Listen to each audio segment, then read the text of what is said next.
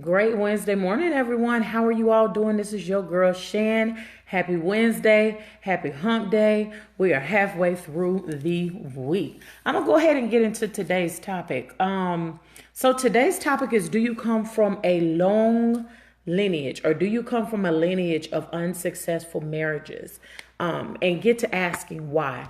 Now, I know what some of y'all thinking, especially if you were raised in the time frame or the era that I was. We was raised that we are not to ask the older folks anything, or it may have been considering sassing them, being the fact that most of us was raised in the Midwest, the South, whatever the case may be.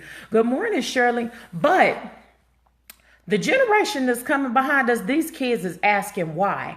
And good morning, Paula. And they desire a response. And we have to understand that if we don't give them a response, they're going to go elsewhere to look for this because they have information at their fingertips. Hey, cousin Kim, how you doing?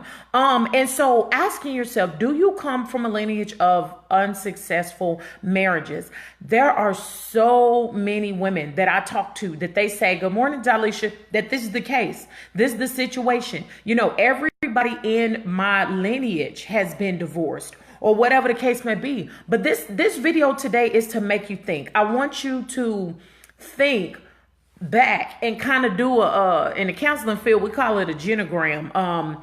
We also call it a family tree, and so I want you to think back and kind of jot down. Now I'm kind of giving some tools on this morning. I want you to jot down your parental side as far back as you can think, and jot down your maternal side. So paternal, I meant to say, and maternal side. And then I want you to look at it, and I want you to put little notes beside it. Was married for 34 years, divorce, divorce, divorce, divorce. Now, this is something I was thinking about this morning, and I promise you I'm not trying to be mean, but I was like, wow, it just really hit me. You know how we may have graduated from college and we say, hey, we were the first one in our family to graduate with a associate's, a bachelor's, a master's, a doctorate, whatever. We are so excited because we are the first one. Why is it that we do not have that same excitement when it comes to having a successful marriage in our family?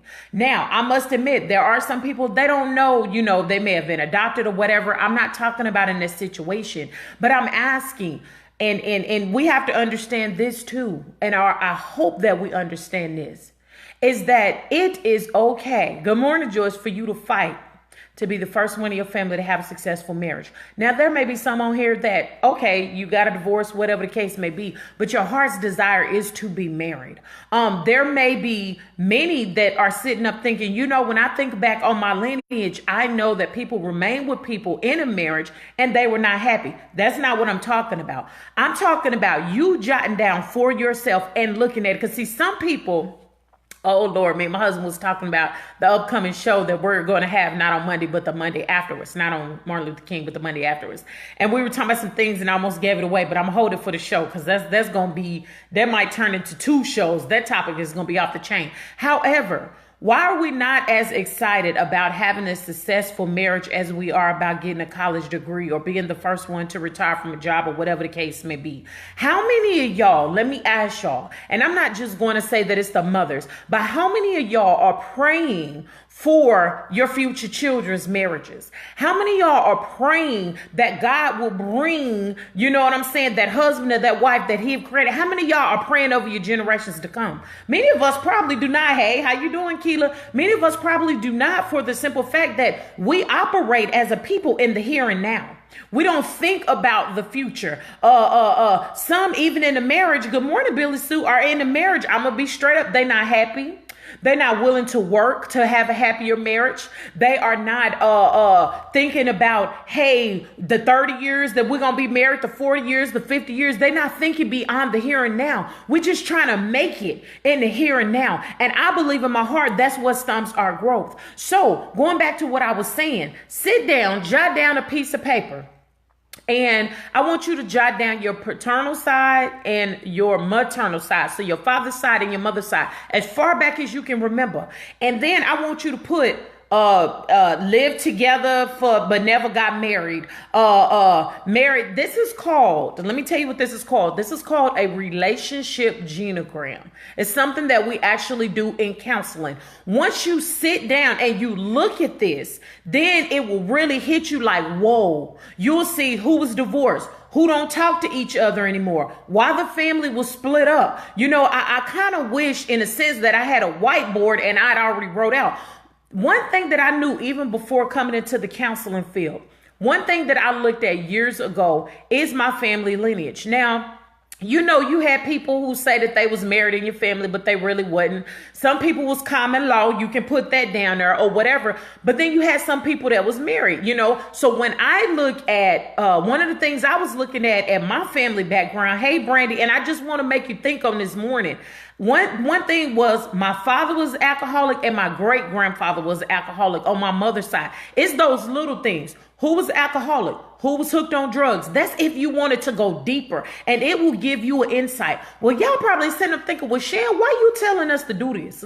Or why you giving away some of the tools and the techniques that counselors use? I don't know. Maybe that's what God gonna have me do in the future. But when you go into session, that's why if you have issue, go to counseling, because they got the techniques and the tools that'll help you really open up your mind. But this is why I'm saying this. The whole reason, good morning, Shell, why I'm saying this is because it'll open up your mind. It'll make you think. Now, when I looked at, no disrespect to my parents, my great-grandparents, I understand most of us was raised in the South or whatever the case may be, where you pay respect and homage. I got that. But I'm one of them little rebel kids, grown-ups now, where I'm going to ask why. And I remember, and that's why we like to get together at family time, because I remember saying, hey, Unc, you don't want to be doing all this history stuff in our family. Why is it that I'm so-and-so, when you look at this child look like this, when you look at da-da-da-da, and we just lay it out and we laugh about it. We don't laugh to disgrace our ancestors, but it's helping us unlock our mind. So when I came to the realization that, wow, my father was, alcoholic, my great-grandfather was alcoholic, you got abuse and all this other kind of stuff like that, my family gonna be mad, but y'all, whatever, get over yourselves. We got to deal in reality if we want to press forward for stronger generations or whatever. When I was thinking about that, I was like, wait a minute. I don't want nobody who's an alcoholic. I don't want nobody who have a sign or a hint of abuse. So let me go ahead and holler at my single people. Don't be sitting there pretending, oh, he loved me. I'm happy to finally have a bae. And then when this joker go Joe Jackson on your behind, which is a term my homegirl used, my Hispanic sister, when he go Joe Jackson on your behind, then you sit up and talk about, oh, you trying to ask for it.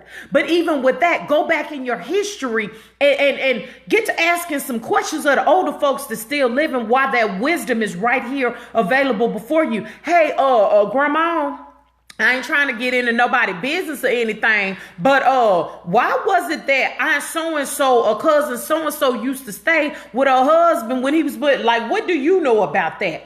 That will give insight to the here and now, and it will also allow you to pray over your future. I don't care if you ain't even had kids yet, baby. Go on ahead and pray over your future kids, spouses. Pray to God, because you know how when we was growing up, we say thank God for a praying grandmother, because if we didn't have a praying grandmother, we wouldn't be where we are today. So some of us need to get to praying. I don't care if you're not a grandmother. Pray for your lineage to come. How many of y'all do that? No, we are too busy operating in the here and now. And so the reason why I say go ahead and do a timeline, that's what I'm going to call it to make it plain, but we call it a genogram in the counseling field. The reason why I say go ahead and do a timeline of the relationships and the marriage, a relationship genogram, what we call it, is because we do not realize some of the things, if not a lot of the things that we pull down from those who've done the same thing in our history, in our lineage. We don't realize it.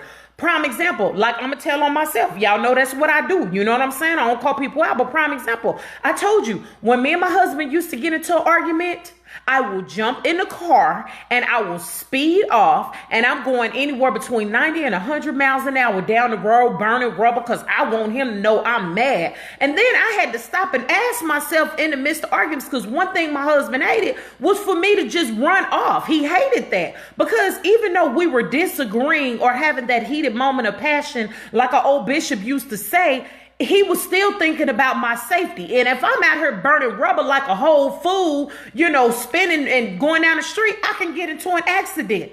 But I had to stop and ask myself, why do I do this? This is stupid. When I was sitting up thinking about it, because that's what I saw. Going all the way back to when you was a little kid, it may be some things that is locked in your memory subconsciously that you never even thought about, that you do and you play out in your marriage, or that you may have played out in your previous marriage, and you never stop to ask yourself, where did I get that from? If you don't think, I'm telling you, I believe generational curses are real. I believe generational curses on marriages are real, but we don't understand that we act out things the same things that some of our ancestors used to do. And we wonder why their marriage didn't last. So that's why I say, get to asking why. If you got some people that still living, or uncle or auntie or whatever, get to asking some questions. I know we was raised not to ask, but this is my thing. If we're not willing to ask questions, then how do we know what to pray against when it comes to our children and our future generations to come? See, we got to get to the point, and a young lady answered this on Marriage Mondays with the Kings on this page that you are on. A young lady answered this, and we were talking about going to get wisdom from the generations that, what I'm saying, your grandparents and this and this and this. And she made a valid point. What she said was, basically she tried to go and get information, but you got the older folks that don't want to talk, because in their time they were taught not to, good morning, Cherie, princess. In their time, they were taught not to speak on different things or whatever the case may be. And I'm not trying to knock the older folks, but how are we supposed to fight against those generational curses if people don't get to asking questions? How are we supposed to make our marriages better in this day and age if we don't get to asking questions about how it was, especially when we're unknowingly bringing on things, you see what I'm saying, in this day and age? I was having a conversation with one of my aunts. Another thing, and don't get me wrong, I don't, everybody gonna have this great debate about alcohol when I say this, and you're gonna have people get up in their feelings. But some of us don't realize that we carry an alcoholic trait from those in our past. You know what I'm saying? Some people used to hide it well. What was that back in the day? Some people call it a flask, or how the older folks, when they used to drink, and you probably like, Shan, why are you talking about this? But somebody need to hear it. When they used to drink, they used to hide their alcohol in that brown paper bag. Who am I talking to on this morning? And so thinking about the things of the past and not realizing the same traits that we carry on that can destroy our marriage today. So I was that kid that used to ask questions back in the day. Baby, I take that whooping. You heard me? I take the L, as these young kids used to say. But it made me knowledgeable for today. You see what I'm saying? Hey, how you doing, Celeste, my girl? It made me knowledgeable for today. So I'm going to encourage you. You grown now. Who gonna whoop you, boo? Who gonna whoop you? Get to asking some questions. Sit down and do that timeline and sit up and think, wait a minute.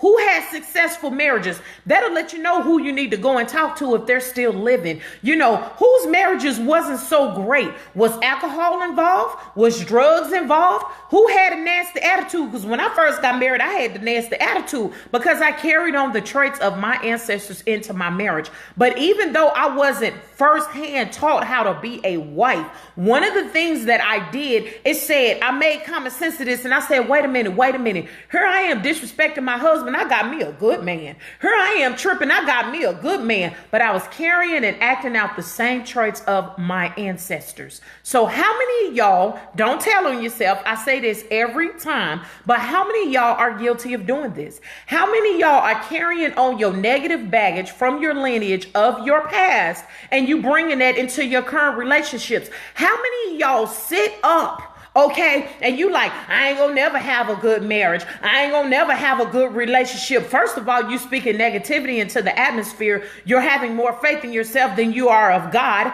Hey, Davita, you're having more faith in yourself than you are of God. You're diminishing what God can do in your life. And maybe this is a time and a season where God say you need to clean yourself up, because you carrying on the negative baggage of your ancestors. That's why I say it is a good thing to be married. It is a good thing to be in a marriage. I don't know about y'all. It's a good thing having somebody that can watch my back. It is a good thing where I used to think it was a form of control.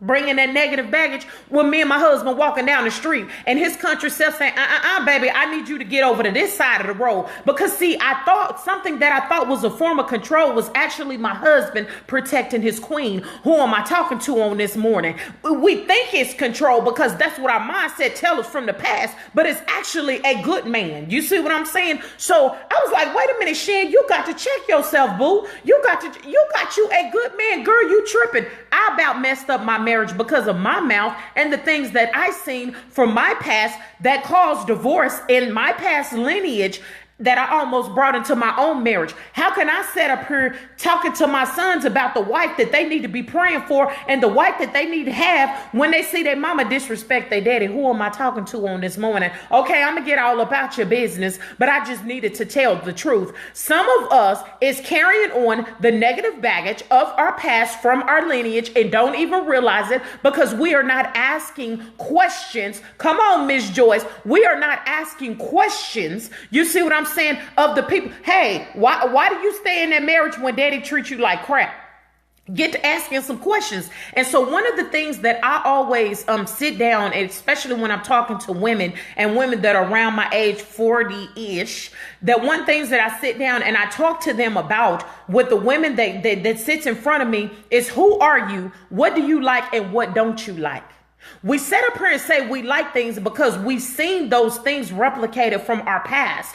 And so in order for you to get to know who you are, you got to know what you like and you don't like. And you've set up here, come on, Celeste, my fellow counselor, you've set up here, you see what I'm saying? And you've continued and allowed things to happen that you actually don't like because you've seen somebody in your past sit up and endure the same foolishness.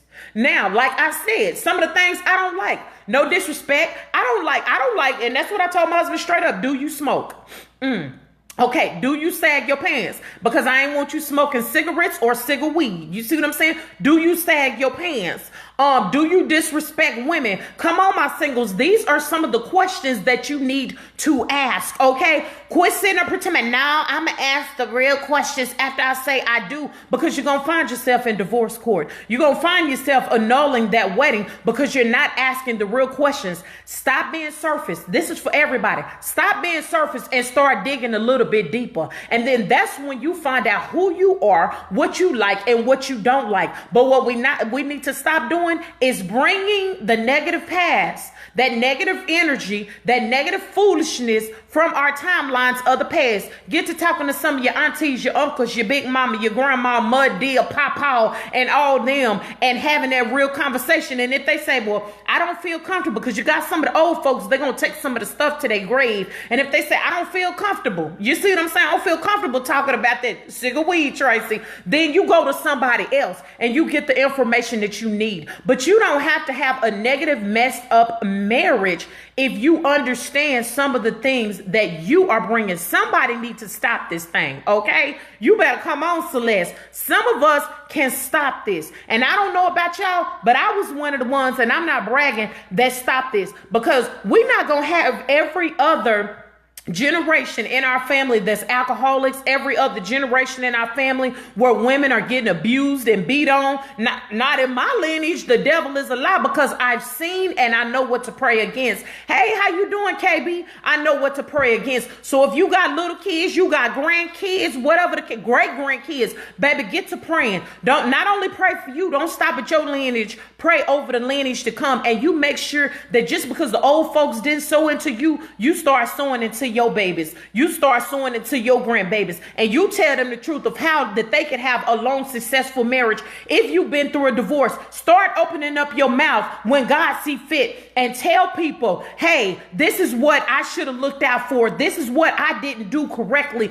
This is what you should be looking for. I'm calling out all of the men right now. You start speaking life into these young males, just like the older guys used to do. And when they don't want to hear, they don't want to talk, make them hear.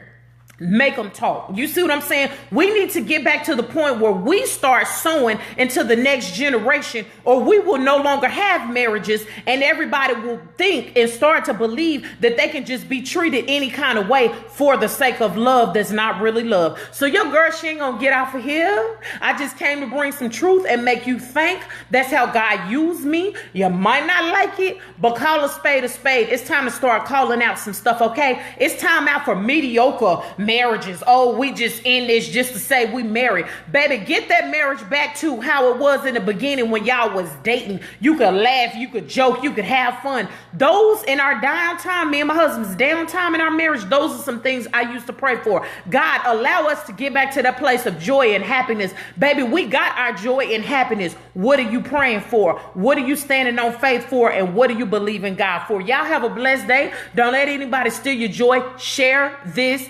because it's free. It don't cost you nothing to hit share and be a blessing into somebody else who's going through, who be in our inbox asking for prayer. You don't see it, but we see it, and we're going to continue to cover marriages the way that God see fit and allow him to use us to be a blessing to y'all. So y'all be a blessing to somebody today and not a curse. Share this because it's free, and your girl, she ain't going to be back with you on tomorrow with whatever God placed on my heart. God bless and blessings to you.